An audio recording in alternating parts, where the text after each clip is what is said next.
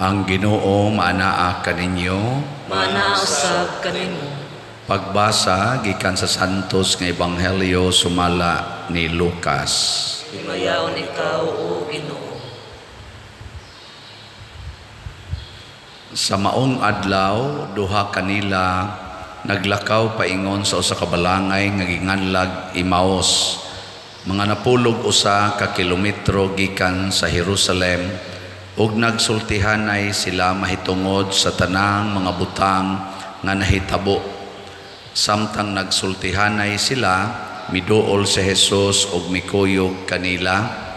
Nakita nila siya apan wala sila makaila kaniya. Unya miingon si Jesus kanila, unsa bay inyong gipanagsultihan samtang naglakaw kamo? Mihunong sila nga subo ug panagway.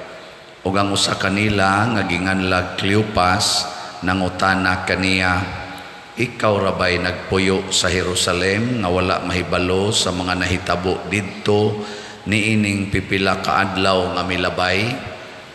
Unsang mga hitabua? Nangutana siya. Ang nahitabo kang Hesus nga Nazaretnon, mitubag sila. Usa siya ka propeta ug giila sa Dios ug sa tanang mga tao nga gamhanan sa pulong ug sa buhat. Ang mga kadagkuan sa mga pari ug ang mga punuan mitugyan kaniya aron silutan siya sa kamatayon ug gilansang nila siya sa krus. Naglaom unta kadto kami nga siya mao ang muluwas sa Israel.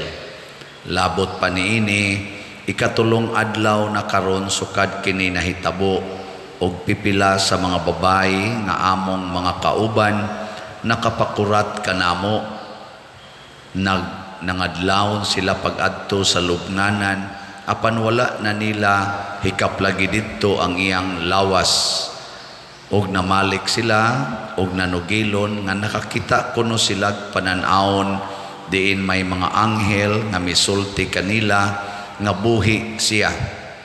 Og pipila sa among mga kauban nangadto sa lubnganan og nakaplaga nila kini sumala gayod sa gisugilon sa mga babayi apan wala sila makakita kaniya.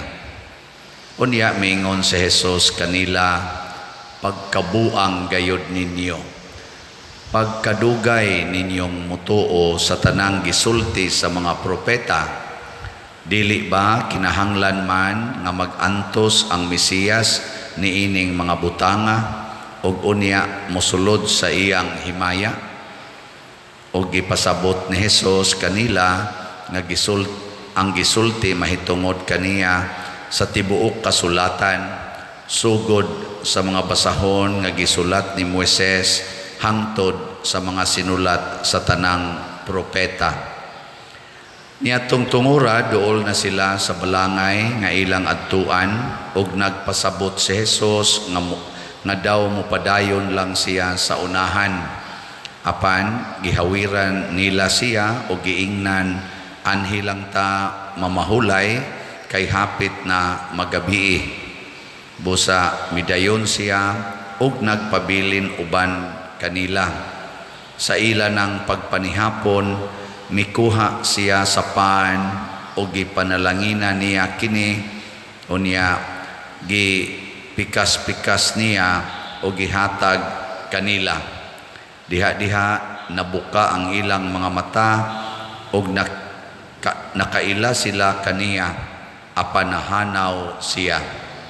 Nag-ingnanay sila, dili ba ingon og may kalayo nga nagdilaab sa atong kasing-kasing sa dihang nagsulti siya og nagpatinaw kanato sa kasulatan didto sa dalan? Og nanindog sila dayon og namalik sa Jerusalem, diin hikaplaga nila ang napulog usa ka tinun-an ug ang uban pa nga nagkatigom og nag-ingon, tinuod kayod nga nabanhaw ang Ginoo. Si Simon nakakita kaniya. Unya gisaysay sa duha ka tawo ang nahitabo didto sa dalan ug nga nakaila sila sa Ginoo sa iyang pagpikas-pikas sa paan.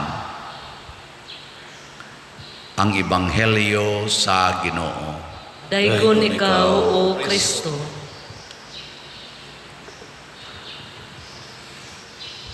Ang mga apostoles human mi kunsad ang Espiritu Santo ngadto kanila, nagbuhat sa mga buhat ni Hesus. Nya usa sa mga buhat ni Hesus kanig yung pag-ayo og mga masakiton.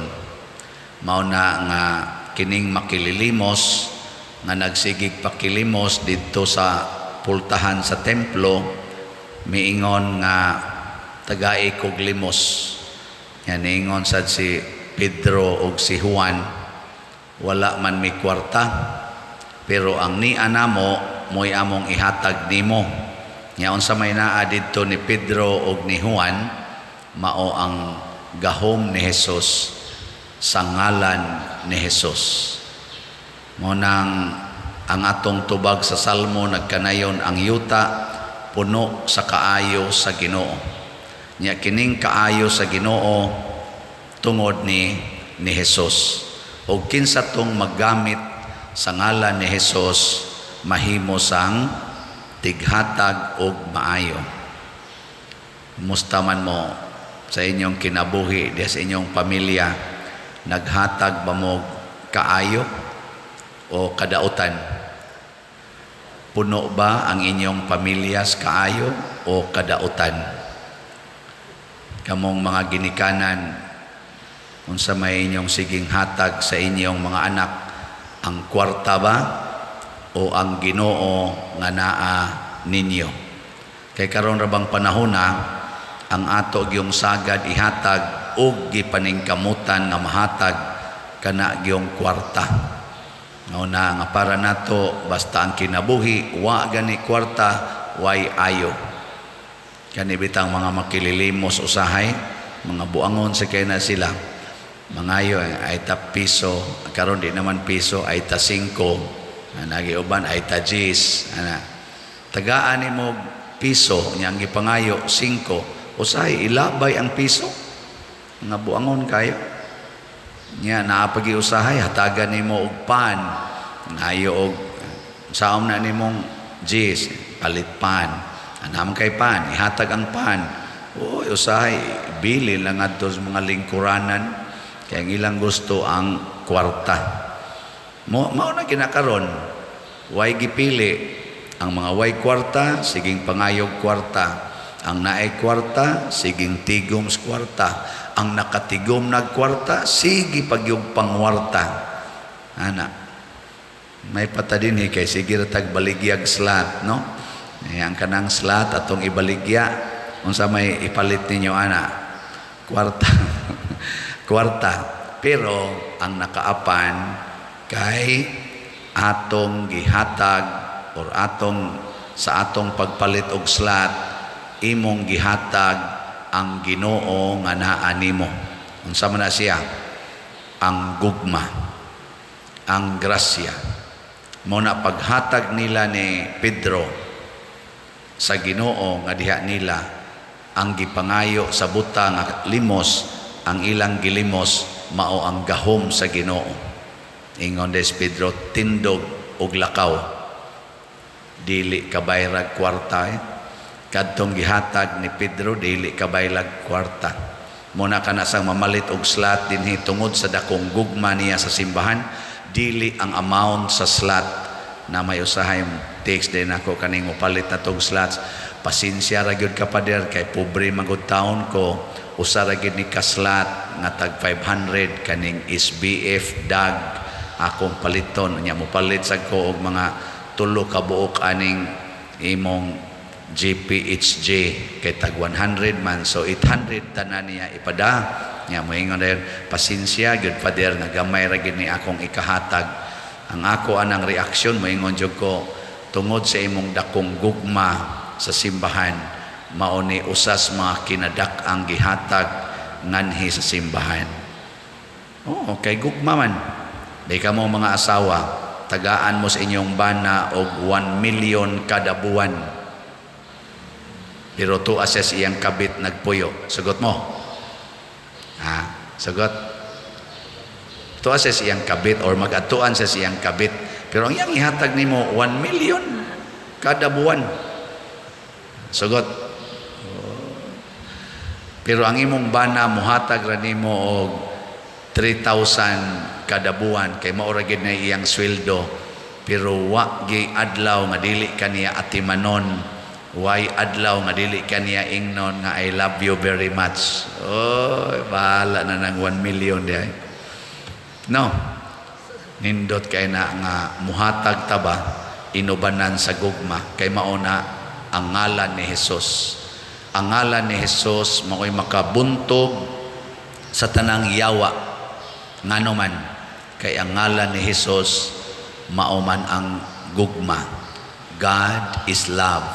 Nya unsa man gid tinuod nga makaluwas kay kanang pulong Hesus manluluwas man na. Unsa man gid tinuod nga makaluwas nato gugma. Mo na kining atong pagpamaligyag slat pananglitan paghigugmaay ni siya. Diri sa atong ebanghelyo ang duha ka tawo nga nahigugma ni Hesus sa nasinati nila nga namatay si Hesus didto sa cross nasubo.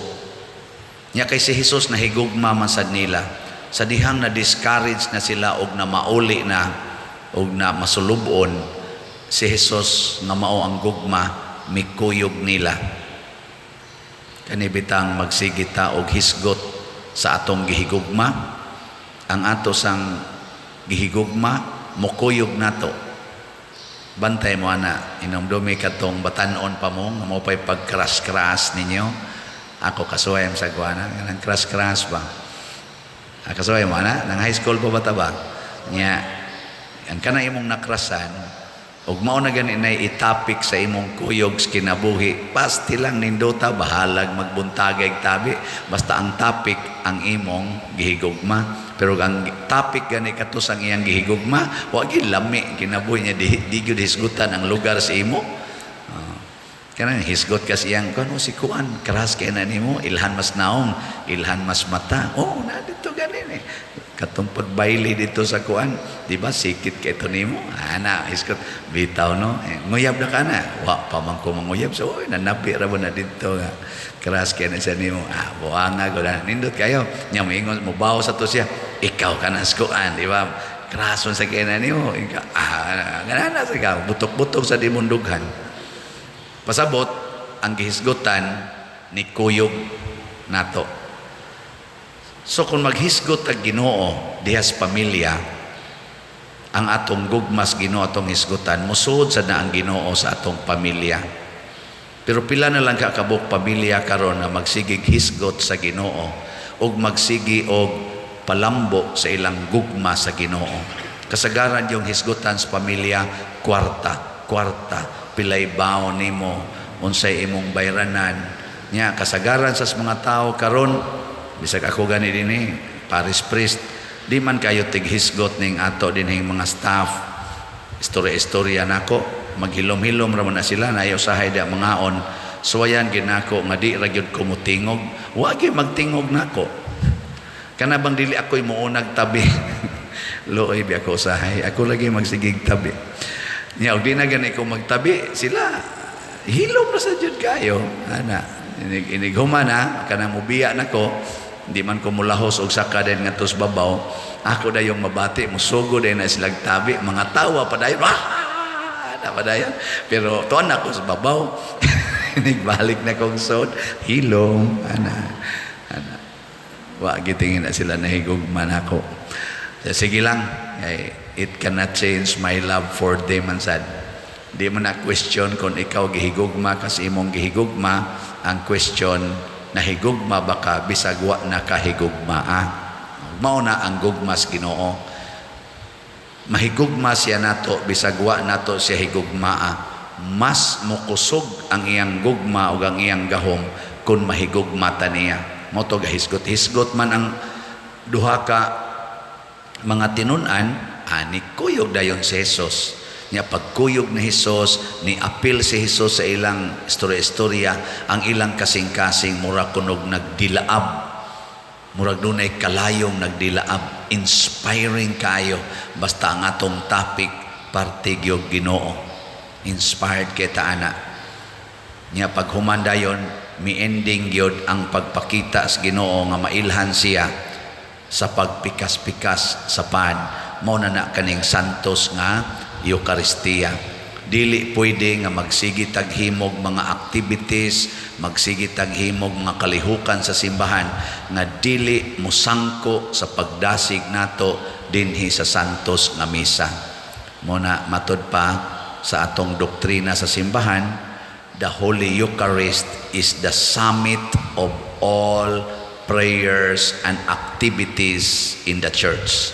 Ang tanang kalihukan sa simbahan, tanan natong gihimo sa maning maghimo tag building kaning atorong gibaligyaan og slots, kaning pagtukod og kumbinto, kining atong pagsaulog og pista, Holy Week, sige tag baligyag slots ani para unsa man, para nis misa.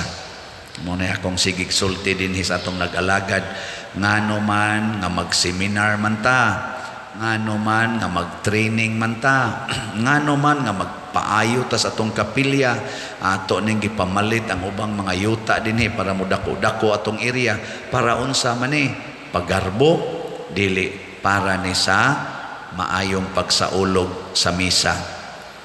Na-imagine ako ang katong baha sa mga tao ni atong niaging Holy Week, katong Good Friday, pagka sugat, pagka Easter Vigil, ug dili pa na arang-arang og gidakon ang atong grounds unya wa sa tay giabangan dihang yuta sa pagkakaron na dako-dakog parkingan.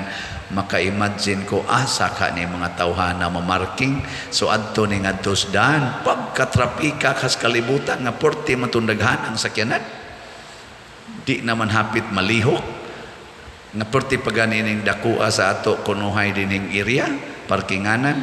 Mao na nganong ni amantay dakong area, nganong ato man ning gigastuhan, nganong mopalit man ta aning giyuta aron budako-dako para sa santos nga misa, the summit of all prayers, devotions and activities in the church. Wag tangon gani ng santos nga misa kanang pagpikas-pikas sa pan, di kita kaila Ginoo. Muna ang mga tinun-an bisag sige na sila og hisgot sa pulong sa Ginoo, wa gyapon sila kaila ni Kristo. Didto gyud nila na finally na ilhan pagpikas-pikas sa pan. Nya nawa si Jesus, nganong nawa man, gikaon naman nila ang pan, gikaon naman nila ang Ginoo. Muna ini humana tog kalawat dinhi ang iyang presensya naa na nato sama ni Pedro ug ni Juan, manghatag na sadta sa Ginoo nga naa nato. Ato nang buhaton puerting daghanang makatagamtam o Ginoo. Sige lingian ay mong tupad pangutan-a ing na manghatag ka Ginoo. Nya mingon siya manghatag kog bugas, dili na Ginoo. Ang bugas di na Ginoo, pero imo nang butang nga gugma, mahimo na ng Ginoo. Pero manghatag lang kag bugas, labi nagpakapin na ni mugtabi, wa baga biya nyog naong, bugas manghatag kag kwarta, kamo ba sigin lang gimog balik-balik, balik pa kasunod ha, awa na Ginoo. Butang gyud Ginoo, sama nang muhatag kag TV. Inig salida na Ginoo, hatag kag cellphone, sus na Ginoo. Pero moingon ta, TV baga nyog naong moingon igsalida sa TV, moingon may ratag mata itong gahatag. Sige na, manindog na ta.